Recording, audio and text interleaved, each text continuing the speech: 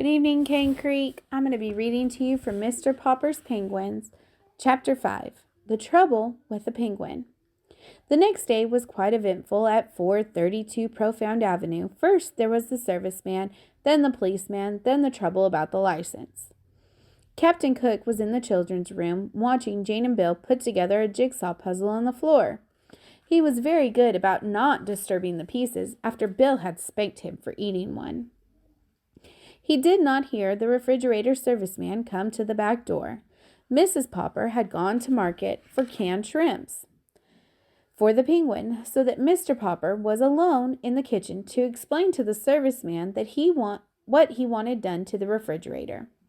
The serviceman put his tool bag down on the kitchen floor and looked at the refrigerator, then at Mr. Popper, who, to tell the truth, had not shaved yet and was not very tidy.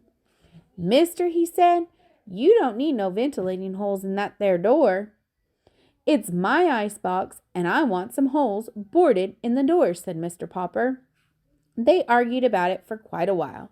Mr. Popper knew that to get the serviceman to do what he wanted, all he had to do was explain that he was going to keep a live penguin in the icebox, and that he wanted his pet to have plenty of fresh air, even though the door was closed all night. He felt a little stubborn about explaining that, however.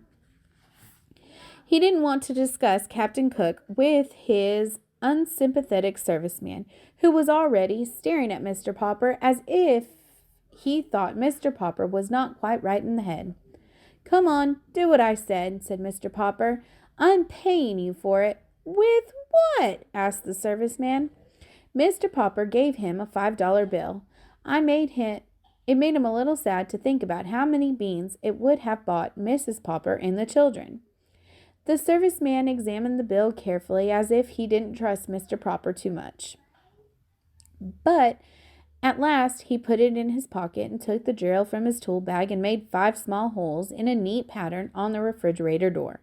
"Now," said Mr. Popper, "don't get up. Wait a minute. There's one more thing." "Now what?" said the serviceman. "I suppose now you want me to take the door off the hinges and let in a little more air. Or do you want me to make a radio set out of your icebox?" "Don't get funny," said Mr. Popper indignantly. "That is in no way to talk. Believe it or not, I know what I'm doing. I mean, having you do. I want you to fix an extra handle on the inside of the icebox so I can open it from the inside of the icebox." "That," said the serviceman, "is a fine idea. You want an extra handle on the inside." Sure, he said, picking up his tool bag. "Aren't you going to do that for me?" asked Mr. Popper. "Oh, sure, said the serviceman, edging towards the back door. Mr. Popper saw that for all the words of agreement, the serviceman had no intention of putting on an inside handle. "I thought you were a serviceman," he said. "I am. That's the first sensible thing you've said yet.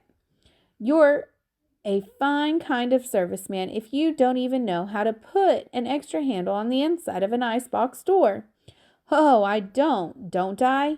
Don't think I don't know how. As far as that goes, I've even got a spare handle in my tool bag and plenty of screws.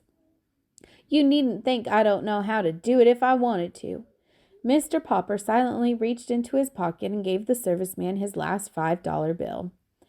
He was pretty sure that Mrs. Popper was going to be annoyed at him for spending all that money, but it could not be helped. "Mister," said the serviceman, "you win. I'll fix your extra handle, and while I'm doing it, you sit down on that chair over there, facing me, where I can keep an eye on you." "Fair enough," said Mr. Popper, sitting down. The serviceman was still on the floor, putting the final screws that held the new handle in place, when the Penguin came out to the kitchen on his silent pink feet. Surprised at seeing a strange man sitting on the floor, Captain Cook quietly walked over and began to peck at him curiously. But the serviceman was even more surprised than Captain Cook. "Ork!" said the Penguin, or perhaps it was the serviceman. Mr. Popper was not sure what had happened. When he picked up himself and his chair a moment later, there had been a shower of flying tools, a violent slamming of the door, and the serviceman was gone. These sudden noises, of course, brought the children running. Mr. Popper showed them how the refrigerator was now remodeled for the penguin. He showed Captain Cook, too, by shutting him inside it. The penguin at once noticed the shiny new handle and bit it with usual curiosity. The door opened and Captain Cook jumped out. Mr. Popper promptly put Captain Cook back inside and shut the door again. To be sure that the penguin learned his lesson, before long Captain Cook became quite skillful at getting out and was ready to be taught how to get inside when the door was shut. By the time the policeman came to the back door, Captain Cook was going in and out of the refrigerator as easily as if he had lived in one his whole life. That's it for Chapter 5. Thanks for joining me.